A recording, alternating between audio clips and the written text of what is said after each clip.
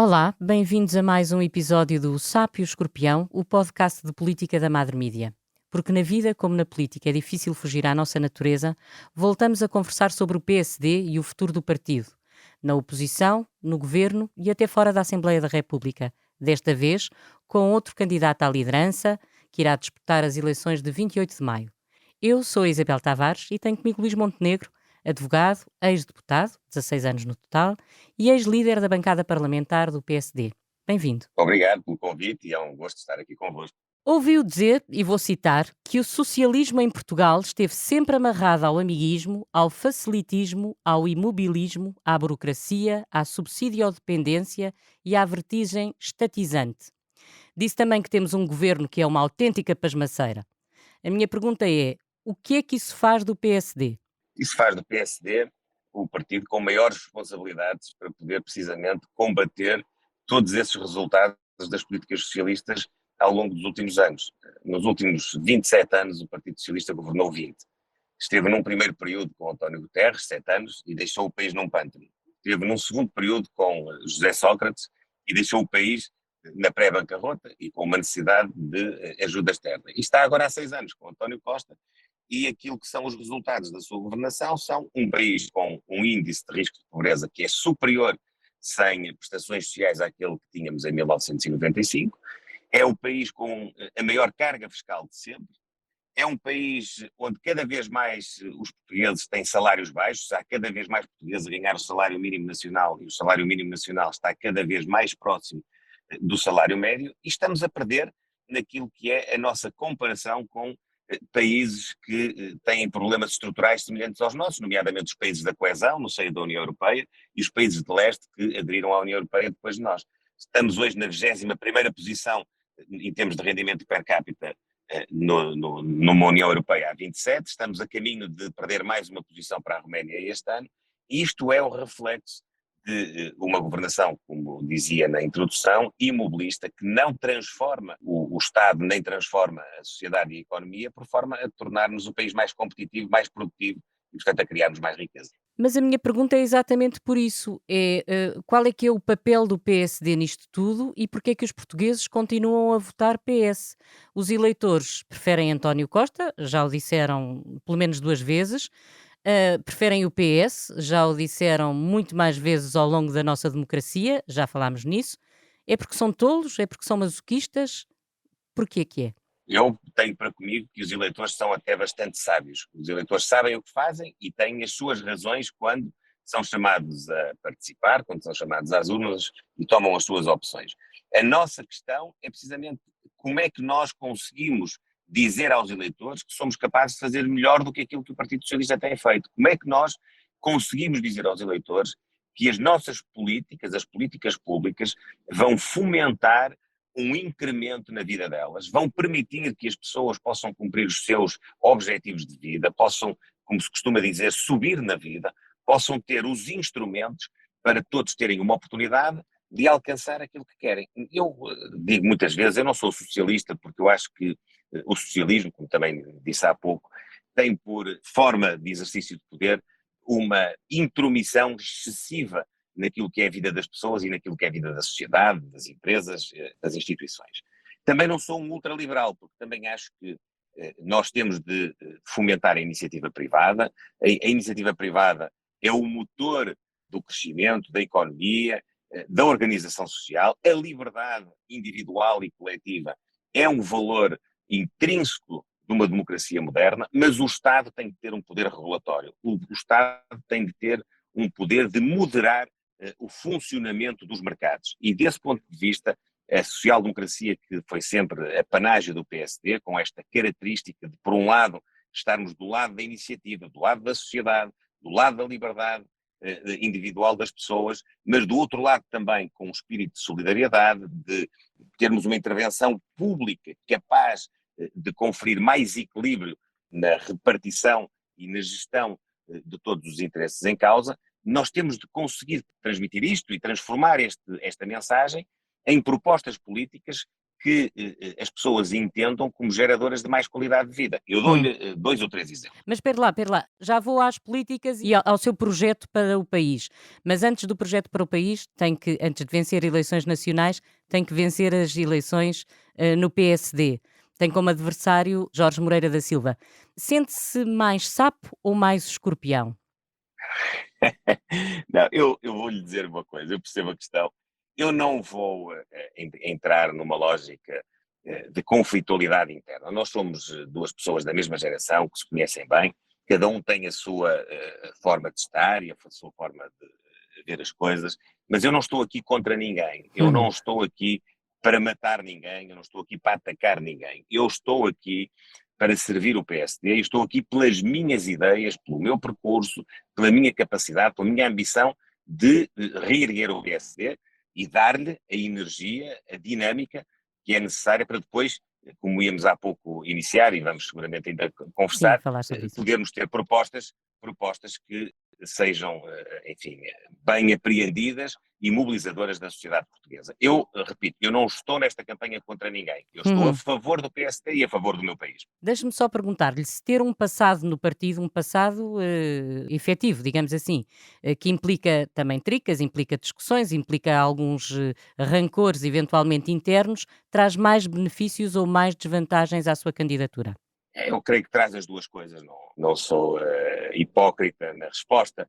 É evidente que há pessoas que, como dizia bem, fruto de algumas tricas, fruto, enfim, de alguns equívocos até, de algumas intrigas, isso faz parte da vida partidária, não vale a pena. Nenhum de nós vai mudar isso, as coisas são o que são, podemos tentar ter cada vez menos isso e cada vez mais aquilo que interessa à política, que são as ideias, que são os debates, que são a construção de soluções, mas é evidente que há esse lado que qualquer um de nós tem seguramente. E depois há o lado em que as pessoas também olham para aquilo que nós fomos capazes de fazer. Aliás, deixe-me dizer, a esse propósito, uma coisa engraçada, Hum, é que eu sei que sou considerado por muita gente como um candidato mais do aparelho do que o meu opositor nestas eleições. Mas isso não é verdade. É hum, precisamente o contrário. Eu no partido só tive 3 lugares de hum, gestão política. Eu fui presidente de uma conselhia do PSD com 24 anos e, portanto, tive um percurso na JST muito limitado. Depois fui vice-presidente de uma comissão política distrital, da Aveiro, no caso, e depois fui presidente do grupo parlamentar. Eu, por exemplo, nunca fui presidente de uma estrutura autónoma como é a JST, e o meu oponente foi. Eu uhum, nunca fui vice-presidente do PSD e até exercendo essa função em full time, portanto, um vice-presidente a tempo inteiro, e ele foi. Eu nunca fui coordenador de umas eleições autárquicas, e ele foi em 2013. Portanto, uhum. eu até diria que há aqui um certo equívoco, porque as pessoas têm sido um bocadinho injustas com o meu oponente, porque ele tem muito mais vida de aparelho do que aquela que muitas vezes lhe querem imputar. Uhum. Vamos então falar sobre o futuro do país e o seu projeto para Portugal. Disse que ia fazer uma oposição implacável aos desvios do governo. Que desvios é que são esses? Os desvios são o incumprimento de promessas eleitorais. Por exemplo, ainda hoje há um editorial de um jornal diário que relembra, e muito bem, a proposta que era antiga do Partido Socialista de dar um médico de família a todos os utentes do Serviço Nacional de Saúde. Essa promessa não só não foi cumprida, como inclusivamente deixou de fazer parte do programa do governo, tal é a incapacidade do governo em resolver um problema que é um problema candente, um problema premente e um problema com o qual os cidadãos se confrontam diariamente. É obrigação da oposição exigir o cumprimento do programa do governo, ainda que não concorde com ele, mas o programa tem que ser cumprido. Os objetivos programáticos que estão enunciados, Uhum, primeiro no programa eleitoral do Partido Socialista e depois no programa do governo, devem ser exigidos. E uhum, depois, naturalmente, aquilo que são, além dos incumprimentos, as omissões, tudo aquilo que é o deixar andar, aquilo, a tal pasmaceira que eu já tive a ocasião de falar, e que significa o quê? Significa, perante os problemas, nada fazer, gerir apenas aspectos de comunicação, de deixar andar, vamos resolver o problema 2, porque se resolvemos o problema 2, uhum, amanhã o outro há de se resolver. Quer dizer, esta questão de esperar que o tempo resolva os problemas não é uma solução. Nós hoje, por exemplo, temos uma crise que influencia muito e vai influenciar ainda mais, infelizmente, nos próximos meses, a vida das pessoas. Temos uma inflação que está a subir de forma galopante, as próprias previsões do governo aumentaram muito desde o final do ano passado para a apresentação do orçamento na Este Assembleia da ano. República agora nas últimas semanas, e há todas as indicações de vários economistas, de vários analistas e de várias instituições a apontar para um certo irrealismo de uma inflação em Portugal este ano de 4%. É natural até que seja superior a isso. O que é que isto vai implicar? Isto vai implicar, e já está a implicar, um aumento de preços, mas não estamos a falar em abstratos, não é retórica, estamos a falar no preço da carne no talho, estamos a falar no preço dos alimentos nos supermercados, estamos a falar, obviamente, do preço dos combustíveis, que está a subir desde o último semestre do ano passado, e nos últimos meses teve um aumento exponencial, onde o governo, de resto, demorou imenso tempo. Eu escrevi um artigo há mais de 2 meses a apontar aquilo que seriam decisões que no imediato o governo poderia tomar, nomeadamente a descida do ISP que o governo aumentou em 2016 para, de uma forma indireta, ir tirar mais recursos, por isso atingimos a carga fiscal mais elevada de sempre. Nós temos problemas que no cotidiano afetam a vida das pessoas e afetam a vida das empresas. Há muitas empresas hoje com dificuldades em elaborar, e não é por falta de encomendas, é porque os custos de produção, com o aumento da fatura energética, aumentaram de tal maneira que não é viável. O negócio está em vias de se tornar inviável. Portanto, nós temos problemas enormes pela frente. Diga-me quais é que são os principais desafios que Portugal vai ter de enfrentar nos próximos tempos, nos próximos anos. Eu acho que o maior problema que nós temos em Portugal é termos uma economia pujante, que crie riqueza e que seja um instrumento para podermos ter depois políticas públicas mais eficientes e que alavanquem a vida cotidiana das pessoas. Ora, nós temos um problema acima de todos os outros. Temos um problema de competitividade, com certeza, temos um problema de produtividade, com certeza, temos um problema de atração de investimento, temos um problema de burocracia, temos um problema de justiça, temos um problema de impostos. Mas há um problema acima destes todos, que é o problema demográfico. E eu vejo muito pouca gente a falar disso em Portugal, com soluções, com planos de intervenção. Nós temos, nas próximas décadas, um definhamento demográfico que será já inevitável. Nós podemos atalhar caminho, podemos ter políticas públicas que possam remover obstáculos à natalidade desejada pelas pessoas, nomeadamente pelos jovens casais, que ia falar há pouco, e recuperarei esse tema, e sabemos que seremos menos 20%, 20% a 25% no espaço de 50 a 70 anos. Ora, com este horizonte pela frente, nós não podemos pura e simplesmente esperar que as coisas se resolvam por si. Eu tenho defendido a criação em Portugal de um programa de recrutamento, de acolhimento e de integração de imigrantes, com diversas qualificações, desde as qualificações mais superiores até às mais indiferenciadas, que possam cobrir as lacunas da mão de obra, que nós hoje já sentimos em muitos setores da economia. E estou a falar da agricultura, estou a falar do turismo, estou a falar da indústria. Em todos os setores nós temos lacunas de mão de obra e, portanto, vamos precisar ter pessoas para podermos ser competitivos e até para podermos ter também sustentabilidade financeira no Estado e numa área fundamental como é a segurança social.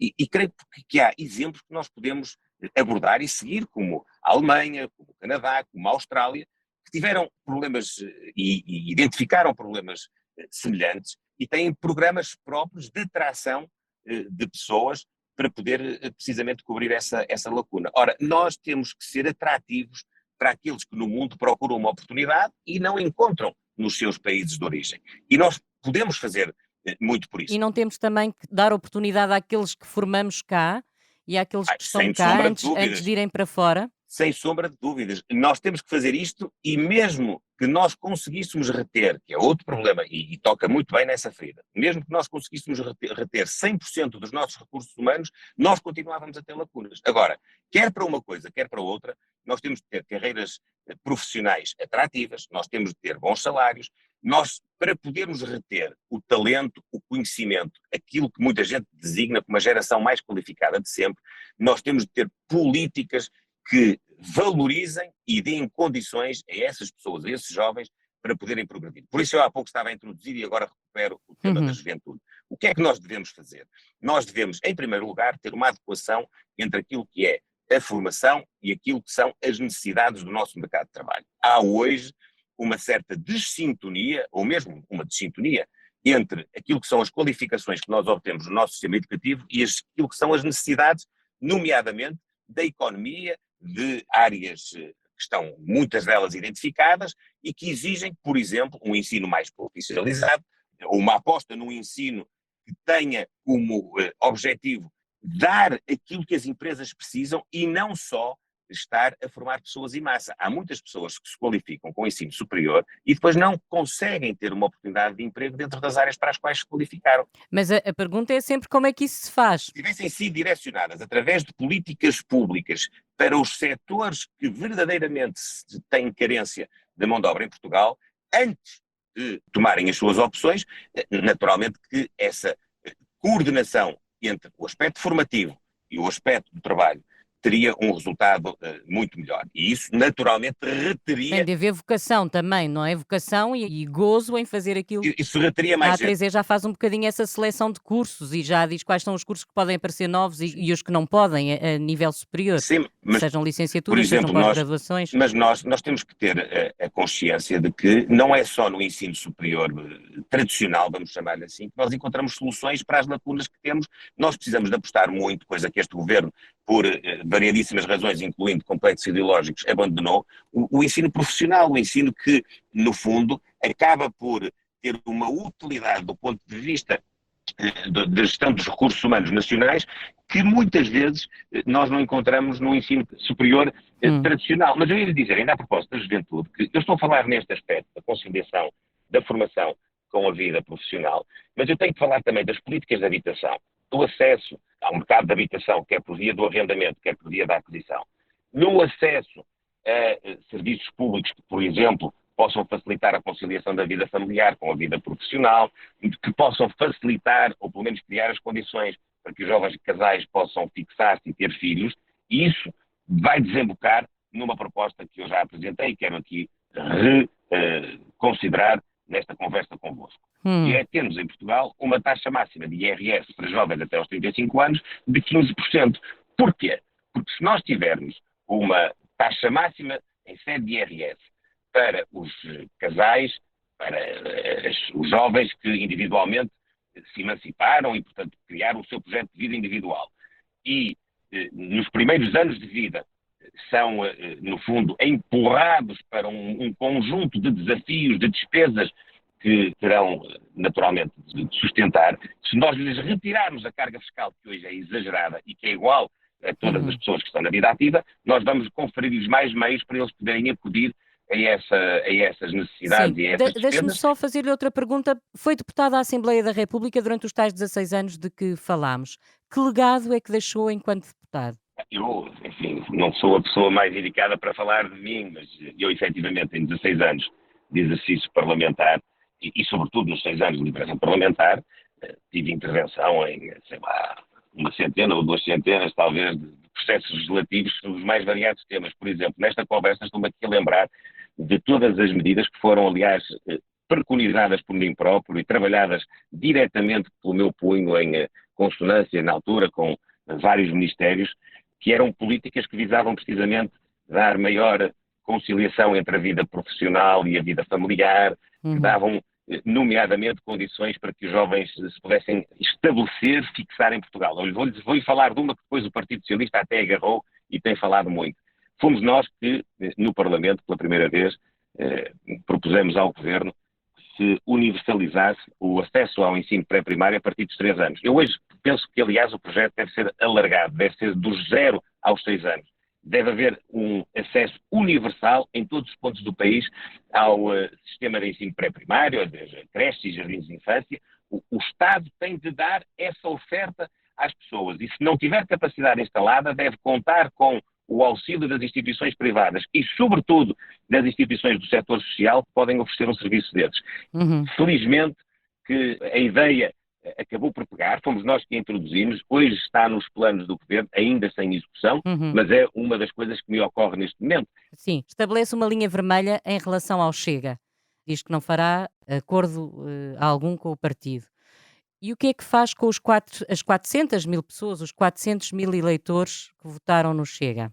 Eu tenho sido muito claro em dizer que a linha vermelha que nós estabelecemos no PSD, que eu quero Aliás, liderar, desculpe lá interrompê-lo, deixe-me só dizer-lhe que o número de eleitores que separa o PSD do PS é exatamente o mesmo número de eleitores que separa o Chega do PSD. Deixe-me dizer-lhe que se há pessoa que tem falado sobre essas contas sou eu. E eu tenho dito o seguinte e vou aqui reiterar. A única linha vermelha que o PSD estabelecerá comigo é a linha vermelha dos princípios e dos valores do PSD, que são inegociáveis.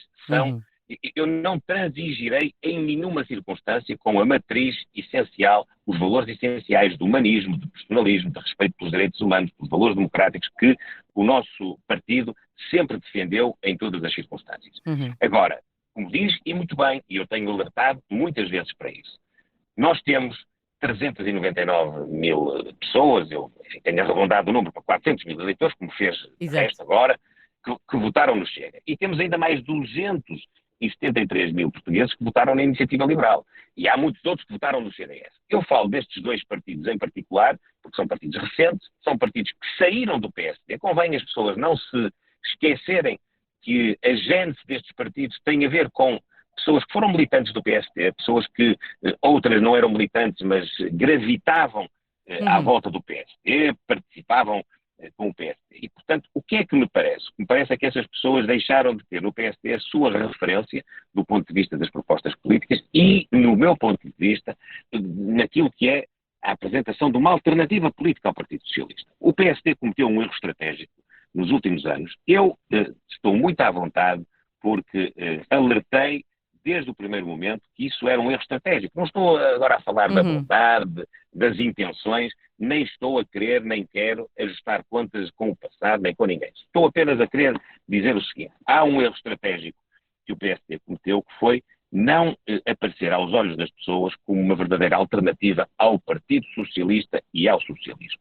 E eu pensei que a intenção até podia ser uma intenção benévola, de, no fundo, desafiar o Partido Socialista a fazer as chamadas reformas estruturais, as transformações estruturais que carecem muitas vezes do apoio dos dois grandes partidos, para poderem ter uma durabilidade e uma execuibilidade melhor ao longo do tempo, que não estejam ao sabor das mudanças governativas. Eu próprio defendo, por exemplo, para Portugal, um pacto nacional para a transição digital, para a transição energética, para a transição climática, que são assuntos dos próximos anos, e acho sinceramente que estes objetivos devem estar acima da mudança de governos, devem envolver a academia, devem envolver as instituições. Mas dizia eu, para responder à sua questão, que uma coisa é nós desafiarmos os dois grandes partidos a poderem ter esse tipo de entendimentos, outra coisa é a percepção que foi criada na sociedade de que nós estávamos, no fundo, submissos àquilo que era a liderança política do Partido Em do política, Partido Socialista. o que parece é, diz-se, não é?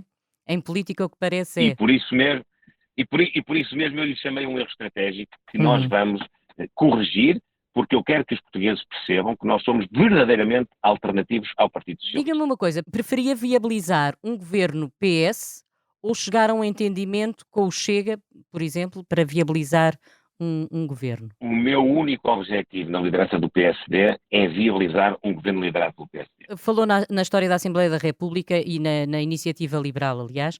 Contrariou-se este ano aquilo que é uma tradição, que é de dar um vice-presidente da Assembleia da República às maiores forças políticas.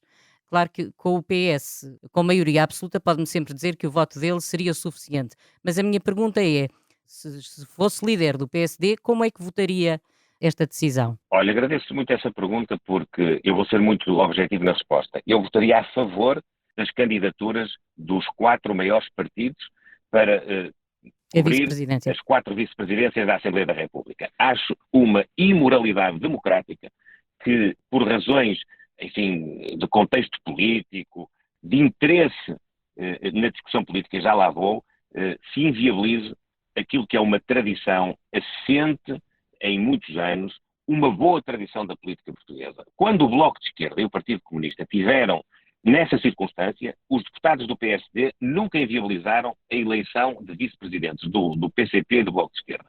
E estas semanas últimas têm até mostrado o radicalismo e o extremismo político do Partido Comunista, que andou colado e coligado com o Partido Socialista, e nem isso foi suficiente para que o PSD pusesse em causa essa tradição democrática, que é uma tradição democrática salutar, porque nós estamos a respeitar aquela que foi a vontade do povo. Nós podemos não concordar com essa manifestação de vontade, podemos ficar mais ou menos frustrados, mas o povo escolheu e há 4 forças políticas que tiveram mais votos e mais representação que os outros. E diz a nossa tradição democrática que essas forças políticas devem ter um vice-presidente da Assembleia da República. Pode-se até, enfim, não gostar tanto de um e querer outro, isso é possível, e pode-se eventualmente manifestar essa posição de maneira a que os partidos possam fazer alguma adequação. Agora, inviabilizar, do meu ponto de vista, é um erro. Se eu for líder do PSD, não será pela minha intervenção que essas 2 eleições serão inviabilizadas. Agora, é preciso explicar 2 coisas. A primeira já disse, é verdade,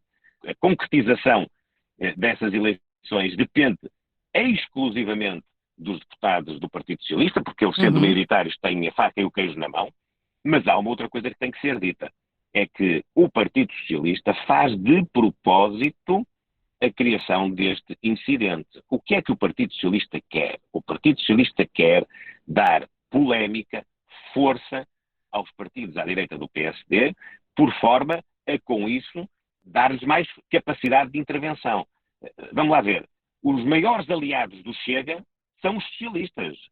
O maior cúmplice político do Dr. André Ventura é o Dr. António Costa. Quem não perceber isto está a ver o filme todo errado. Eu não estou sequer a ver o filme, explique-se lá melhor. O Dr. Como é que isto António Costa inviabilizou a eleição do vice-presidente do Chega. O Dr. António Costa cria conflitos nos debates com o Dr. André Ventura. Está sempre em conflito com ele para lhe dar valor. Não pensem que é para o combater. Isso é uma falsa questão, é uma ilusão. É um truque. E que interesse tem ele em dar-lhe valor? Então, por amor de Deus, o interesse é evidente. Ele quer centrar a oposição no Chega. Ele quer, no fundo, anular o poder de intervenção do maior partido da oposição. Só que nós vamos não só denunciar isto, como combater isto. O debate político em Portugal tem uma centralidade que é entre o PS e o PSD, com todo o respeito pelos outros partidos e pela sua intervenção. Agora, não serei eu a descentrar tem ou o tem combate tido, do não PSD. quer dizer que venha a manter-se assim, não é? Porque há transformações nas democracias, nos sistemas políticos,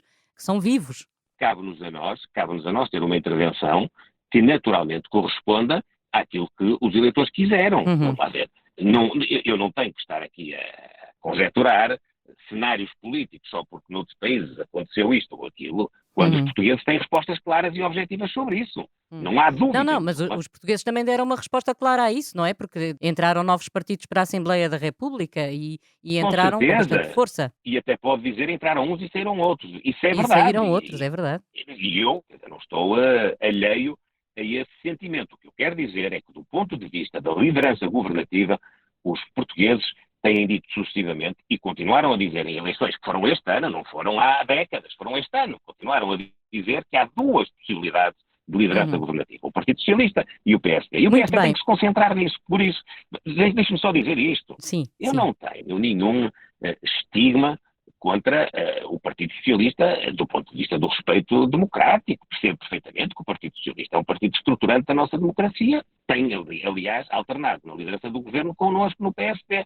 Agora, eu quando digo que nós temos que ser uma alternativa é porque as democracias precisam disso. A alavanca de desenvolvimento e de progresso em Portugal precisa de uma alternativa política forte, capaz e competente ao Partido Socialista. E é isso que eu quero no PSD, concentrando o PSD nesse combate e não em questões laterais que só dão ao Partido Socialista o argumento para continuar, enfim, de ser percepcionado, precisamente como dizia há pouco, em política às vezes o que parece é, e aquilo que o Partido Socialista quer é ser percepcionado como o partido mais moderado e mais central do espectro político português, quando esse espaço é o espaço do PSD. 5 minutos, não são 5 minutos, na verdade são 2 minutos, para perguntas à queima-roupa. Eu faço uma pergunta, dá uma resposta muito curta e direta, tudo de seguida.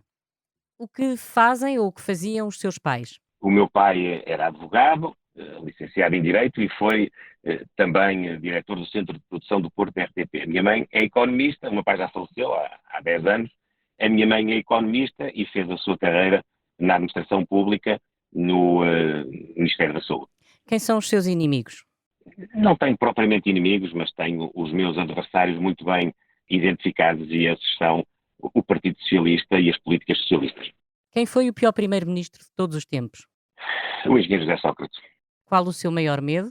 Não tenho propriamente medo, mas tenho a noção do grande desafio que tenho pela frente, sinto-me capaz de o realizar, mas naturalmente sinto que não o conseguirei fazer sozinho. E qual o seu maior defeito? Eu não gosto muito de falar de mim, mas talvez aqui ou lá seja um bocadinho teimoso, ou pelo menos difícil de convencer quando tenho uma convicção muito profunda. Qual a maior extravagância que já fez? Uh, Sei lá, talvez ter saltado de paraquedas. A pior profissão do mundo? Ser juiz. Eu sou licenciado em Direito e detesto julgar os outros. Se fosse um animal, que animal seria? Talvez um golfinho. Quem é que não merece uma segunda oportunidade? O Dr. António Costa e o Partido Socialista. Em que ocasiões mente? Nunca minto. Se fosse uma personagem de ficção, que personagem seria? Era capaz de alinhar numa personagem de ficção que me permitisse voar. O que é que o faz perder a cabeça? A deslealdade. E o que é que o deixa feliz? A minha família e os meus amigos. Tem uma comida de conforto ou de consolo? Tenho várias. Costumo dizer que sou um bom garfo. A que política é que nunca compraria um carro em segunda mão?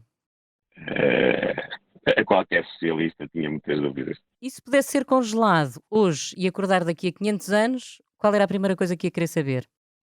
Se aqueles que vieram a seguir a mim, os meus filhos e a geração deles, tinha de facto vivido com mais condições do que aquelas que eu vivi. Eu acho que o fim último da política é servir as pessoas, e o meu grande sonho é que aqueles que vierem a seguir a nós tenham um mundo mais equilibrado, mais justo e com mais oportunidades do que aquele que nós tivemos. Muito bem, estamos mesmo a terminar, mas antes disso eu queria perguntar-lhe, já sei que se ganhar vai querer ter um gabinete na Assembleia da República. Como é que vai ser a sua relação com os deputados, porque não é deputado? Como é que vai ser a sua relação com o PSD que está na Assembleia da República, com o grupo parlamentar? Vou tentar que seja o mais estreita possível e o mais direta possível. Eu quero estar na Assembleia da República para dialogar com os deputados, para coordenar o trabalho político com eles. Não estarei lá todos os dias, mas estarei lá as vezes que forem necessárias para falar com eles, para os conhecer melhor. Há alguns que eu não conheço bem, eu tenho que reconhecer isso, e portanto eu quero conhecê-los bem, quero tirar de cada um deles o maior potencial que eles tiverem nas várias áreas em que são especialistas e em que têm trabalho político feito e no horizonte para fazer. Portanto, eu tentarei, de facto, suprir essa ausência com essa relação estreita Já e se direta reuniu com com eles. eles ou não? Ainda não, porque creio que isso só deverá acontecer depois da minha eleição, a menos que eles me convidem para ir lá. Antes terei todo o gosto também em ir lá, se for o caso. Mas deixe-me dizer-lhe que eu não vejo a minha não assunção das funções de deputado como um problema. Eu, como digo, tentarei suprir essa ausência estando lá, dialogando com eles, mas eu quero sobretudo ter tempo e disponibilidade para percorrer o país de les a les, as regiões autónomas, as nossas comunidades espalhadas pelo mundo, e dialogar diretamente com as pessoas, com as instituições, com as empresas, com as instituições particulares de solidariedade social, com aqueles que no dia-a-dia constroem uma sociedade que, não obstante as adversidades que tem tido pela frente, vai conseguindo alguns ganhos de qualidade de vida para os seus cidadãos e vai resolvendo alguns dos problemas, não à velocidade que nós queríamos e que nós somos capazes de fazer. É advogado, já o dissemos aqui. Eu queria perguntar-lhe muito especificamente, porque no início também falou no problema da justiça em Portugal e nós sabemos que é um dos principais problemas e é uma bola de neve. Tem uma solução, ou pelo menos um princípio de solução para este nosso caos? Eu acho que posso usar esta palavra sem deixar ninguém chocado, que existe na justiça em Portugal. Eu devo confessar que há coisas boas na justiça, muitas coisas boas na justiça. Eu, como operador judiciário, tenho que reconhecer que nós tivemos grandes melhorias ao longo dos últimos anos em vários aspectos do funcionamento da justiça. Há um problema que é crónico e que nós não temos conseguido ultrapassar, e para mim é o pior de todos, que é a celeridade, é a velocidade com que nós podemos resolver os problemas na justiça e, ao mesmo tempo, conseguimos executar as decisões judiciais. Porque há dois tipos de problema em termos de rapidez de justiça. Em primeiro lugar, é termos uma decisão. Mas, em segundo lugar, e muitas vezes, é executarmos a decisão. Ou seja, há muitas decisões que, mesmo depois de tomadas pelos tribunais, não são executadas convenientemente.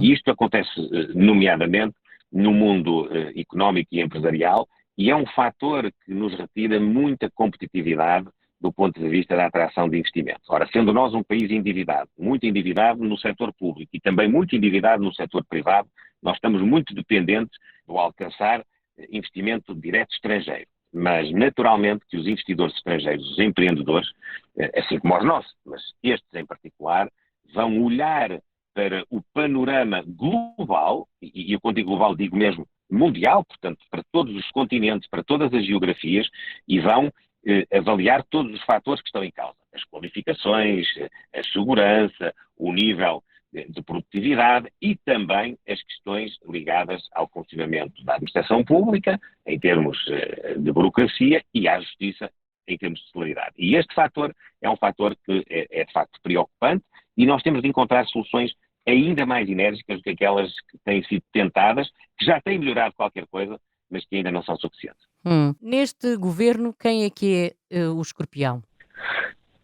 Eu volto a dizer-lhe, eu não quero julgar pessoas e, portanto, eu sei que se fizer essa escolha, isso vai ter leituras pessoais. Nesta altura, o governo está a começar, eu prefiro aguardar e prefiro avaliar os membros do governo um a um, com aquilo que é o seu trabalho. Neste momento ainda é muito embrionário, mas não deixou de ser muito curioso, por exemplo, que perante um pequeno, enfim, um debate na altura do programa do governo e perante uma intervenção, que nem era uma intervenção de fundo, do Ministro da Economia, a propósito precisamente da situação em que nos encontramos, a primeira solução que ele encontrou foi apresentar um novo imposto. E o Ministro Sapo, temos? Eu acho que temos um primeiro-ministro. mas eu não quero, repito, eu não quero com isto fazer nenhuma apreciação pessoal. Esteve na Madeira ontem. Vou para os Açores Vai agora. para os Açores. Dizer, não sei como é que correu, se pode dizer um bocadinho como é que correu. Correu muitíssimo bem, estou muito satisfeito com Vai ganhar. a Já passagem. ganhou. Não digo isso, porque sabe que o resultado está 0-0 e os votos só começam a ser assumidos e contados depois no dia 28 de maio. E, portanto, eu lutarei por todos os votos em todos os pontos do país. Não me vou furtar ao esclarecimento, ao diálogo com os militantes. Foi isso que aconteceu na Madeira, estou muito satisfeito, não só porque tive a ocasião de falar com militantes, tive a ocasião de falar com o Presidente do Governo Regional, tive a ocasião de falar com os secretários do Governo, tive a ocasião de falar com os deputados da Assembleia Legislativa, tive a ocasião de falar com os autarcas. O meu mandatário na região é o Dr. Pedro Calado, e ainda tive a ocasião de falar com o Dr. Alberto São Jardim, cujo apoio muito me honra nesta altura. Tem um governo pensado? Tem um governo na sua cabeça? Ou ainda é muito cedo para isso e nem sequer... Ou já começa a pensar nisso? Não, já começo a ter pessoas que vou referenciando com capacidade, com perfil, com competências para poderem assumir as funções governativas no futuro. Não quero antecipar calendários, não quero naturalmente estar a fazer exercícios extemporâneos, mas mal era que eu, neste percurso, não fosse conhecendo pessoas, não fosse retendo na minha informação aquilo que são competências, perfis, que no futuro podem estar ao serviço de Portugal, e faço isso com Tudo toda a gente do franqueza. PSD ou também de outros, ou Tirou independente? as palavras da boca. Eu ia lhe dizer, e faço isso com toda a franqueza, quer com pessoas no PSD, quer com pessoas que eu vou vendo na sociedade, e há tantas, com valor, com capacidade e com vontade de intervenção. Muito bem, chegamos ao fim de mais uma conversa. Desejo-lhe uma boa viagem. Muito obrigada, Luís Montenegro, por Obrigado. ter aceitado o nosso Vamos convite. esperar, estão-me aqui a sinalizar que se calhar não vou ter que ir a nada para os Açores, mas enfim, espero que não. Muito bem. Obrigada também àqueles que nos ouvem. Obrigado. E para a semana voltaremos com um novo episódio para falar sobre a atualidade política à luz da fábula que nos conta a história de um sapo e de um escorpião que morreram afogados porque nenhum deles conseguiu fugir à sua natureza. Bom dia.